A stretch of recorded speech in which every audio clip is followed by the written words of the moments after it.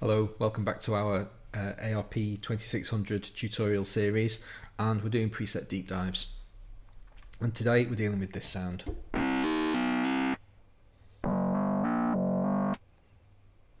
Okay, nice and savage and lots of cables to figure out. Let's see what's going on. First things first, let's have a sweep of our normal connections and see where the sound is coming from. If we work backwards as we normally do, we've got the mixer taking a feed from the VCA. The VCA is taking completely standard outputs from the VCF and the AR envelope, so that's all completely normal stuff. And so we can focus our attention on the VCF to figure out where the sound is coming from. And we can see we've got 3 tone inputs. We've also got some tone control shapes that we'll worry about when we get to them, and we quite clearly also have a sequence going on. So let's take each of the VCF sounds in isolation, just have a quick listen to them. Turn these 2 down.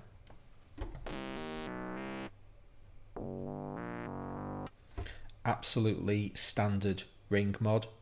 Got the VCO1 and VCO2 inputs set to max.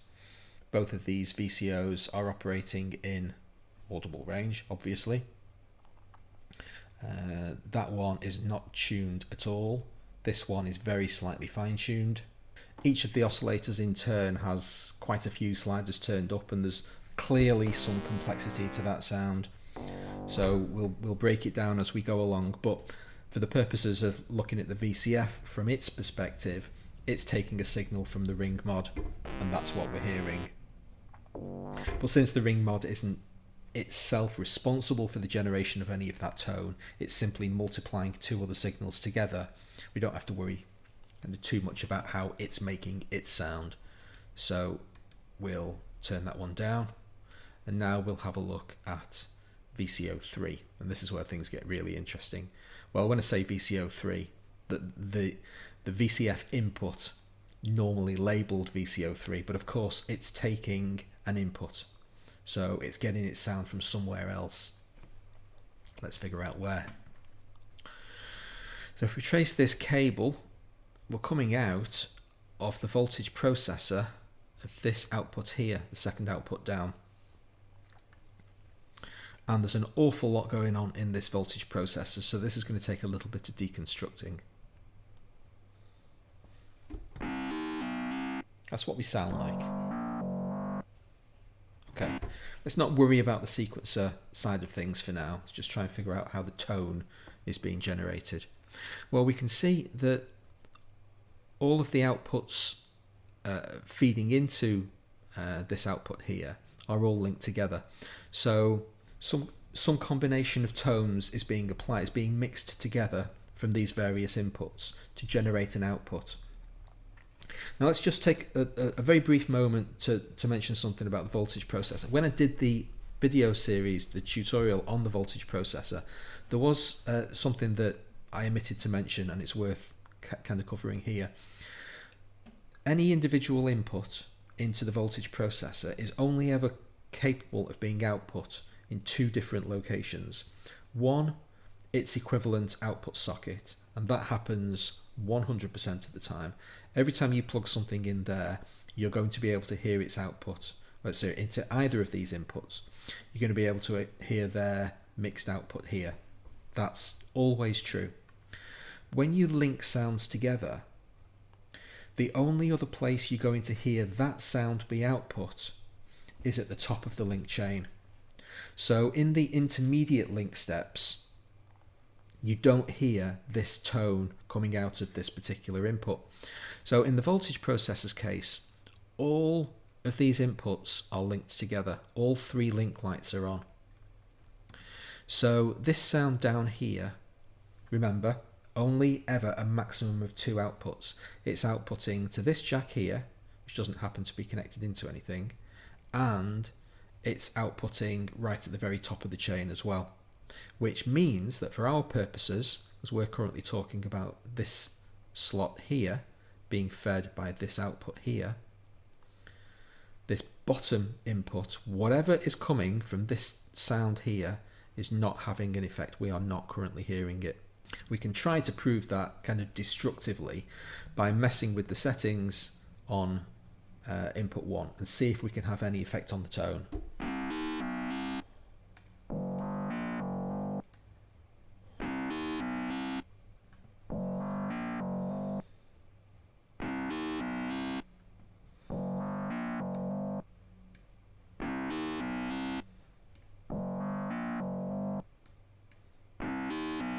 Nothing that we do is having any effect at all. Okay, so we can ignore that one. Similarly, we can also ignore this input here.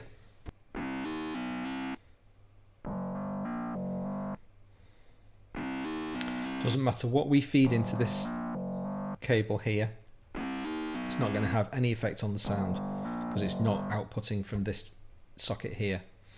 The only thing that is outputting from this socket is the input to it. So all we need to worry about is what this tone is doing, what this oscillator over here is doing. So it's feeding into this input.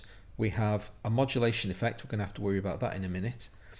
And we also have a normal connection from VCO2. So it's a little bit complex, this one. Let's break it down step by step. Firstly, let's hear what this is doing.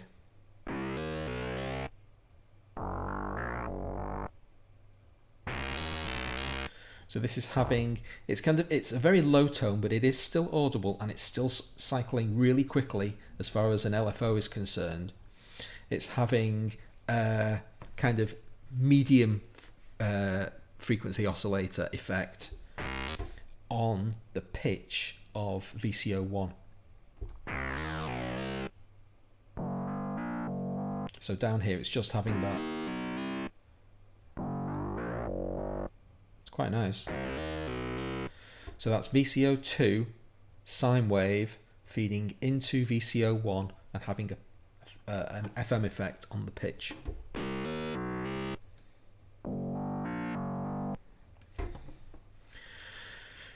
This in turn is being fed by the sequencer from quantized output A. So it's in 16.1 mode, so we're hearing all the 16 steps of the sequencer are firing. Don't worry about the fact that we're not hearing 16 notes at the moment, we'll come back to that. And we have a modulation source coming from gate bus 3. So we're going to have to deal with this now, this section. So every time gate bus 3 opens, control voltage data is pouring out of it. And you can see that gate 3 is open, bus 3 is open quite a lot. 9 of the 16 steps are set to bus 3. So when that gate is open, it's fully applying this modulation to the voltage processor. Now, something to bear in mind about these gates is that when they're open, they're open. They're not constantly firing. They're not a clocked out. Where if you have a clocked out, you'll get the lots and lots of pulses. With a gate, it's either allowing the current control voltage out or it isn't. So during the time when these buses are open down here, that is just like a constant stream of control voltage data coming out of the gate. But take it away. We get no sound at all. Why? Because we're connected, our input is connected to the left-hand input of the processor, but the slider is turned all the way to the right, which means the modulation effect is applying from here to the middle and back again. So it's only when we have anything other than the extreme right slider setting that we actually hear any tone. All of these positions will generate sound, but in the extreme position without modulation being applied, we're not going to hear any tone. There's no signal actually escaping from that processor. But every time one of the bus 3 gates open and this control voltage pours into this modulation effect, it opens the gate fully, which in effect moves this slider up to the middle position, which then lets us hear the tone.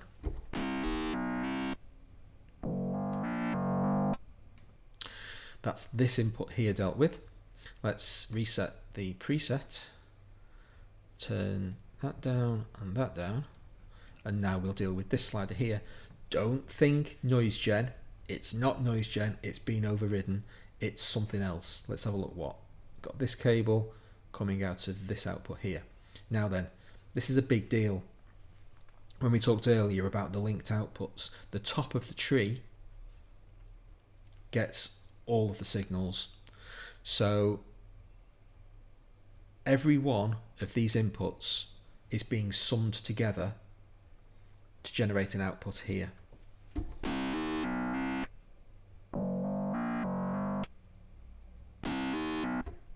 However, in an unfortunate wrinkle, this cable down at the bottom isn't going to have any effect on the sound. Let's listen really carefully.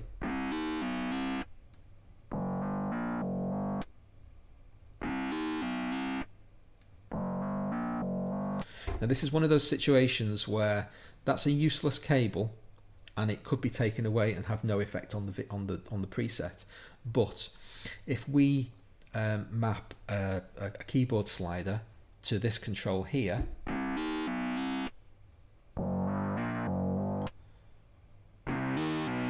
we have changed the tone. So it's one of those things. VCO3 is outputting an inverted saw wave, 16-foot inverted saw wave, into this jack here. And if we do anything with this voltage processor, we're going to introduce that tone to the sound. So it would then be open to you, for instance, maybe to take an LFO control into here and apply some modulation. And now you'll have some. There you go. You can hear it having.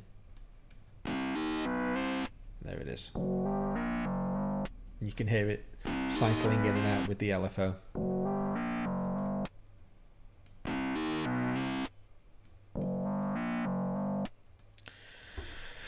For the purposes of the demo, it's good to see that, you know, these kind of pre-wired enhancements are there, but not actually having a fundamental effect on the tone.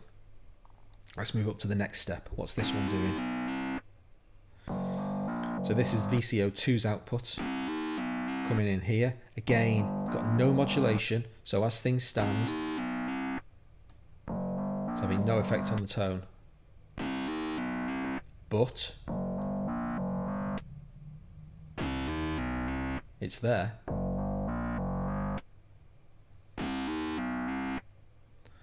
So it's up to you. When you understand these presets to this level, you think, right, okay, what's this? When you figure out everything's going on, and I don't see any input to that jack, it doesn't seem to be making any sense. If I plug a modulation source in here, or if I move this slider, I now have a brand new colour that I can bring to this tone. So it's that when you truly understand how the preset is built, suddenly new possibilities become available to you.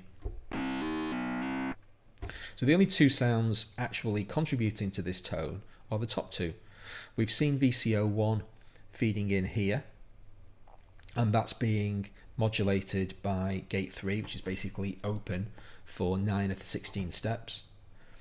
What we haven't seen is what's going on in the top row. So we have an input source from the noise generator. That's being opened by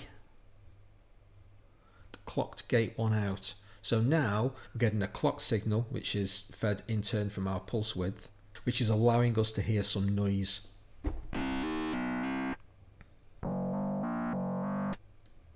There's all the noise. But because we've got a modulation effect set to maximum, it's basically cycling between no noise at all and some noise, and no noise at all and some noise. That in turn is being mixed with the other sounds below, which by default only involve this channel here, but you can introduce those other tones if you want. Okay, so it's a reasonably complex voltage processor, but we got there. The mod wheel is plugged into VCO2, so it's going to have some kind of FM effect on VCO2. Let's hear that. Hell yeah. So what's VCO2 doing? Well, it's doing several things. It is in turn feeding a frequency modulation into VCO1, and VCO1 in turn is feeding into the voltage processor, which is on this like really important second channel, so it's having a big effect on the sound. It's also got this ramp output going into the voltage processor, which we saw isn't always active. We can also see that VCO2 is being fed by the ADSR envelope. So every time I press a key on the keyboard, this ADSR is being overridden actually by the bus 3 gates. So whenever these bus 3 gates open, this envelope is firing. Now then, this is really tricky. When you have an envelope being fired by an open gate, if that gate is constantly open, the envelope only ever actually fires once. If you've got a clocked output, it'll fire every single time you get a clocked pulse. But these 4 gates over here, because they're connected, that's only actually going to generate one envelope fire on the first of the tones. If I make this a little bit more staggered,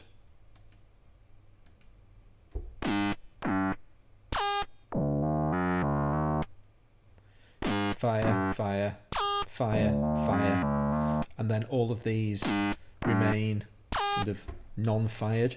So whatever this ADSR is doing, and it is having an FM control effect on the pitch of VCO2, which in turn is having an effect on VCO1 and feeding into this slot down here. All of that stuff, the envelope effect that's being applied by this ADSR here, the very short 25 millisecond envelope, is only firing when we open these gates for the first time. That's a tricky subject, and I won't dwell any more on it for the purposes of this deep dive. I might do a separate video on it at some point, but something very much worth bearing in mind. Go back to the default.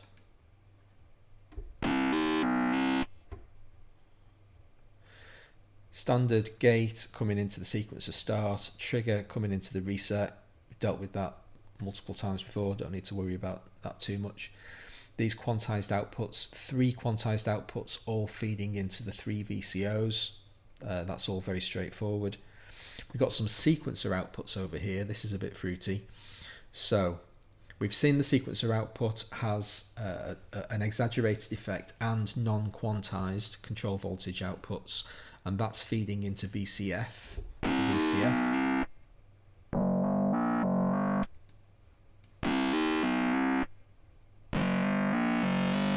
So those filter effects are flatter. Now we get that ew. Those tones are coming from the fact that we've got control voltage, extreme control voltages on these 3 steps here, and the sequencer output is generating those control voltages for every single one of those 16 steps. So you can send that wherever you want. We happen to be sending it to the filter. So for those 3 steps there, the sequencer is going to generate a very significant control voltage, which is going to have that bright effect on the tone. It's also feeding into the pulse width of the clock. And you can see these gates are opening for different amounts of time. And the amount of time that they're opened for is being determined by this sequencer output connection here. So however high or low you set these sliders on your sequencer steps, that's going to have an equivalent effect on the length of time for which the gate is open. Got a triangular LFO feeding into the filter. doing that. Excellent, great stuff. Keyboard control voltage on the filter as well, so we get the key follow effect. Bright notes really, really sharp. Low notes really, really low. Finally, I said earlier, we're not hearing all 16 notes.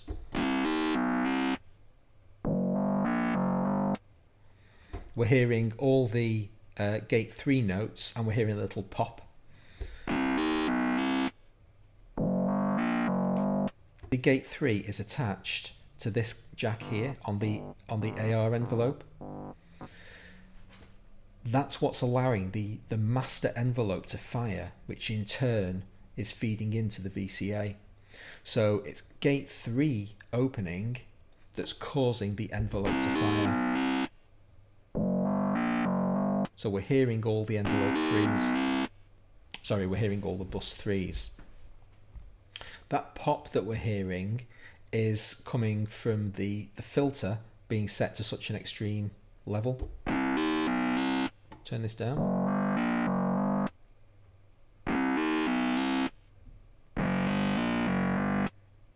There, it's disappearing. So that's the sequencer output feeding an extreme control voltage into this filter. That filter is having that instantaneous effect, which is ending up sounding like a tiny pop.